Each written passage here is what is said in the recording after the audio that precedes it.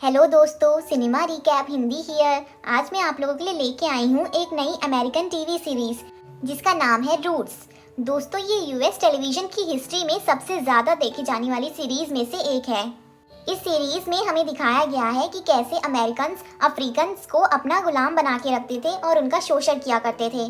दोस्तों, ये कहानी एक ऐसे ही अफ्रीकन कुंटा किंटे और उसकी आने वाली पीढ़ियों पर आधारित है। तो चलिए शुरू करते हैं। दोस्तों, कहानी की शुरुआत होती है 1750 में वेस्ट अफ्रीका के गैम्बिया से। दोस्तों, यहाँ हम देखते हैं कि एक कबीले में एक औरत बिंटा है जो कि अपने एक बच्चे को जन्म देने वाली है और उसका पति ओमोरो किंटे जो कि एक मैंडेन का वॉरियर है, वो बाहर खड़ा इंतजार कर रहा है। बिंटा एक लड़के को जन्म देती है जिसे देख के ओमोरो बहुत ज़्यादा खुश हो जाता है और वो उसका नाम रखता है कुंटा किंटे। अब यहाँ से सीन चेंज होता है और अब 15 साल बीत चुके हैं। हमें दिखाया जाता है 1765 के एन्नापोलिस शहर को, जहाँ हम मिलते हैं कैप्टन डेविस से।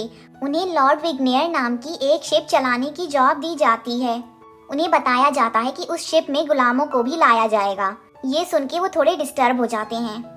अब अगले सीन में हमें वापस से कुंटा किंटे को दिखाया जाता है जो अब 15 साल का हो चुका है। वो अपनी बकरियों को चरा रहा होता है, तभी उसकी एक बकरी पे एक लेपर्ड हमला कर देता है और उसे मार डालता है। कुंटा अपनी गुलेल की मदद से उस लेपर्ड को वहाँ से भगा देता है।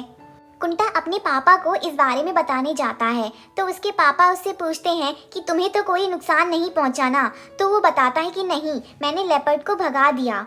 इस पे उसके पापा पूछते हैं कि कैसे, तुम्हारे पास तो गुलेल के अलावा और कुछ नहीं था। तो कुंटा बताता है कि मैंने गुलेल की मदद से उसे भगा दिया। ये सुन के उसके पापा उसे कहते हैं कि कुंटा, अभी तुम्हें बहुत कुछ सीखने की ज़रूरत है और सबसे पहले तुम्हें ये सीखना चाहिए कि तुम्हें किसी भी खूंखार जानवर को देख के उसके पीछे नहीं जाना चाहिए। अब अगले सीन में हमें दिखाया जाता है कि कुंटा को बाकी लड़कों के साथ एक सीक्रेट ट्रेनिंग पे भेजा जाता है जो उस गांव की परंपरा है जिसे हर लड़के को करना ज़रूरी होता है। इस ट्रेनिंग के हेड का नाम है किंटांगो, जो उनको बताता है कि तुम्हें यहाँ पे मैंडेन का वॉरियर बनाने के लिए लाया गया है। कुंटांगो उन बच्चों से एक सवाल पूछता है कि अगर तुम अपने दुश्मन को चारों तरफ से घेर लेते हो तो आगे क्या करोगे। इस पे एक बच्चा जवाब देता है कि हम उसे चारों तरफ से घेर के मार डालेंगे। कुंटांगो कहता है कि नहीं, तुम्हें ऐसा नहीं करना है। तुम्हें उसे 3 तरफ से घेरना है और एक तरफ से जाने के लिए उसे रास्ता देना है ताकि वो कम खून खराबा करे और वहाँ से चला जाए। अगर तुम हर तरफ से उसे घेर लोगे तो वो अपनी पूरी क्षमता से तुम पे हमला करेगा और एक मैंडेन का योद्धा होने के नाते तुम्हें किसी को जिंदगी देनी चाहिए, ना कि मौत। तो वो बच्चा पूछता है कि अगर हम उसे जाने देंगे तो क्या वो वापस आके हम पे हमला नहीं करेगा। तो कुंटांगो उन्हें सिखाता है कि अगर तुम उसे जाने दोगे तो वो तुम्हारी इज्जत करेगा।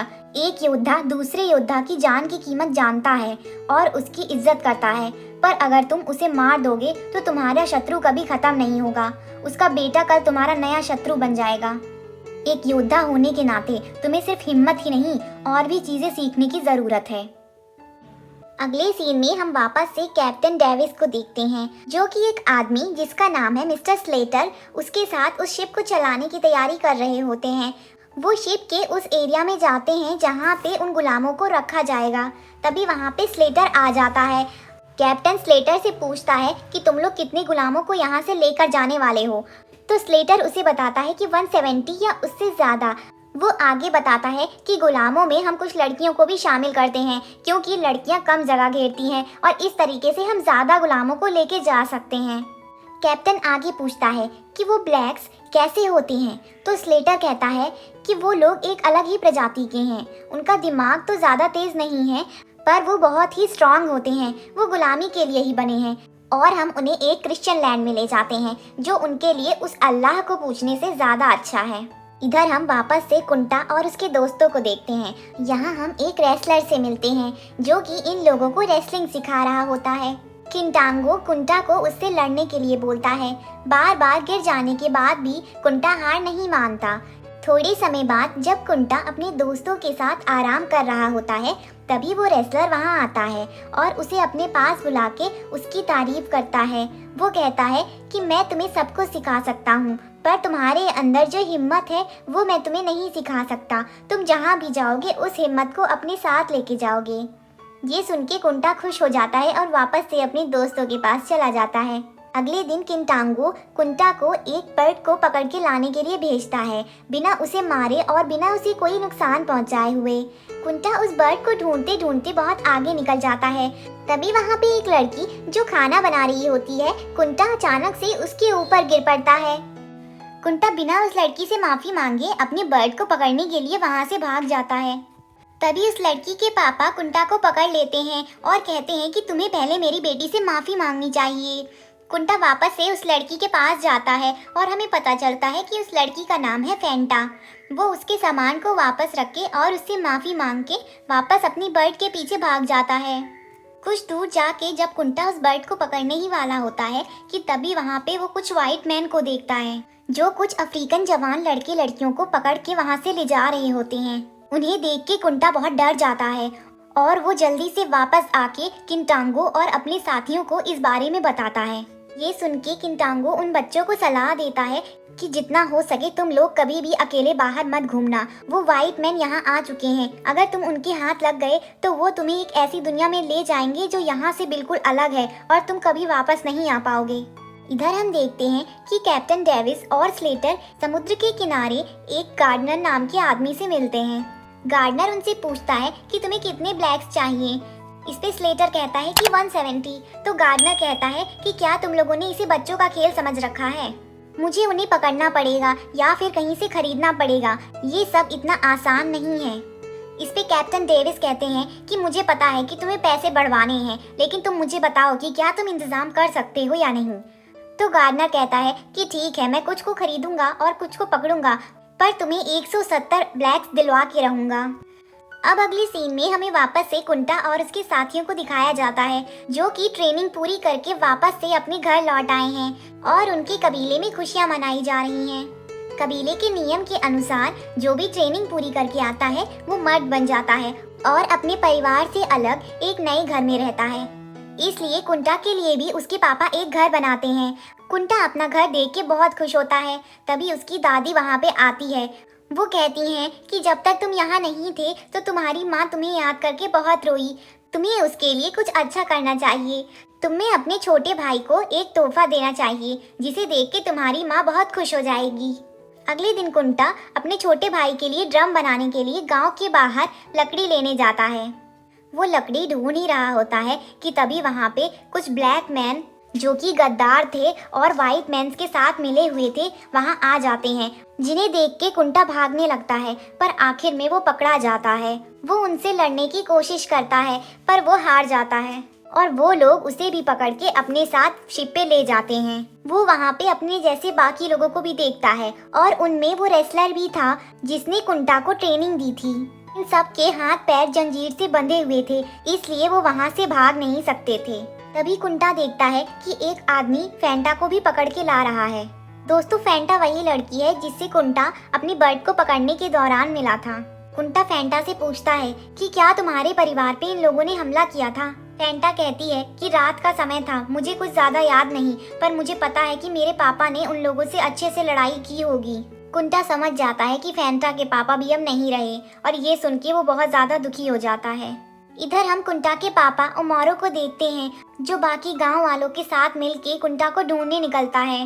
बहुत ढूंढने के बाद उसी कुंटा का ताबीज मिलता है, जिसे देख के वो समझ जाता है कि कुंटा को व्हाइट मैन पकड़ के ले गए। वो वापस जाता है और बिंटा से कहता है कि बिंटा, तुम्हारे अभी भी 2 बेटे हैं, पर हमारा एक बेटा हमारी दुनिया से अलग हो चुका है। ये सुन के बिंटा जोर जोर से रोने लगती है। इधर हम वापस से कुंटा और बाकी लोगों को देखते हैं, जिन्हें शिप में भर के अमेरिका ले जाया जा रहा है। उन्हें शिप के बेसमेंट में उनके हाथों और पैरों को जंजीर से बांध के लिटा दिया गया है। यहाँ कुंटा रेसलर से पूछता है कि क्या हमारे मैंडिन का वॉरियर हमें बचाने नहीं आएंगे। रेसलर कहता है कि नहीं, वो पानी में हमारा पीछा नहीं कर सकते। वो आगे बताता है कि ये व्हाइट मैन का खाना मुझे बिल्कुल भी हजम नहीं होता है। मैं जब भी खाता हूँ मुझे वोमिटिंग हो जाती है। फिर हम देखते हैं कि वहाँ पे बाकी लोग भी वोमिटिंग करके उसी में पड़े हुए हैं, जिससे वहाँ पे बहुत बुरी बदबू आने लगती है। ये सब देख के हमें पता चलता है कि उनके साथ जानवरों जैसा सलूक किया जा रहा है। वहाँ से आ रही बदबू को देखकर मिस्टर स्लेटर उन अफ्रीकन्स को डेक पे लाने के लिए कहते हैं ताकि उन्हें एक्सरसाइज कराई जा सके जिससे वो बाद में वॉमिट ना करें। जब कुंटा को पता चलता है कि उन्हें ऊपर ले जाया जा रहा है तो वो रेसलर से कहता है कि जैसे ही ये लोग हमें ऊपर ले जाएंगे मैं शिप से कूद जाऊंगा और तैर के किनारे पे पहुंच जाऊंगा। पर जब वो ऊपर आता है तो देखता है कि कोई किनारा ही नहीं है, चारों तरफ बस पानी ही पानी है। वो रेसलर से कहता है कि अर्थ कहाँ गया रेसलर, हम कहाँ आ गए हैं। कुंटा कभी भी अपने कबीले से ज़्यादा दूर नहीं गया था, इसीलिए उसे नहीं मालूम था कि समुद्र क्या है और इसके बाहर भी कोई दुनिया है। उसने सोचा था कि वो बाहर निकल के यहाँ से भाग जाएगा, पर समुद्र को देख के उसे यहाँ मायूसी हाथ लगी। अब उसे समझ आ चुका था कि यहाँ से वापस जाना मुश्किल है।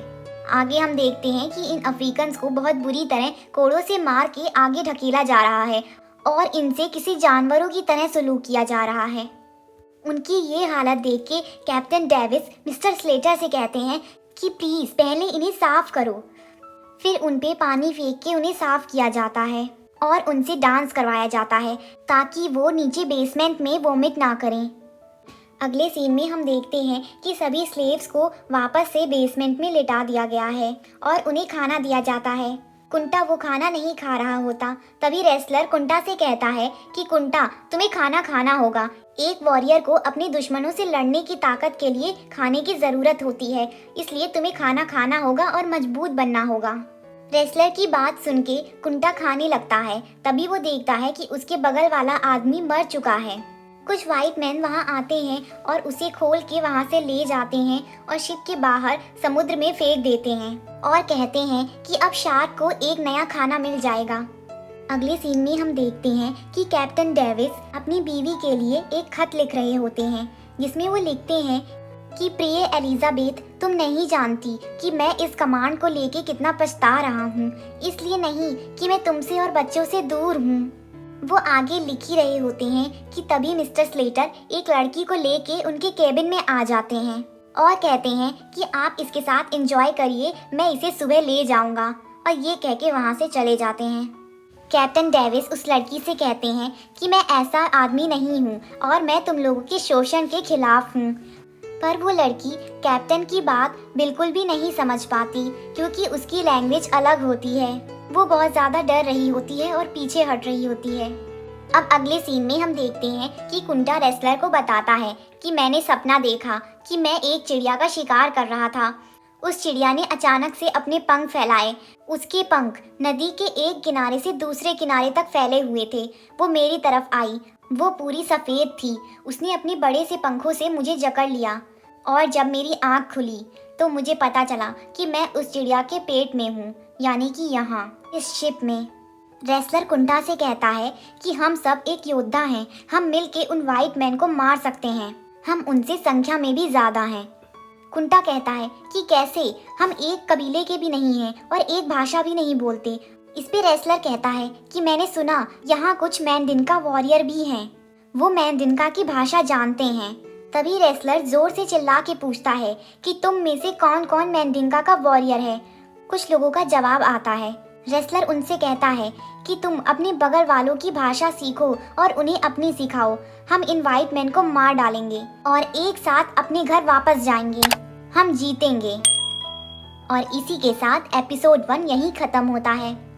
दोस्तों, बाकी के एपिसोड भी हम जल्द अपने चैनल पे अपलोड करेंगे। आप अपने कीमती सुझाव हमें कमेंट सेक्शन में ज़रूर बताएं और इस वीडियो को ज़्यादा से ज़्यादा शेयर करें और हमारे चैनल को सब्सक्राइब करना बिल्कुल ना भूलें। मिलते हैं एक नई वीडियो के साथ एक नए दिन। Thank you, bye bye.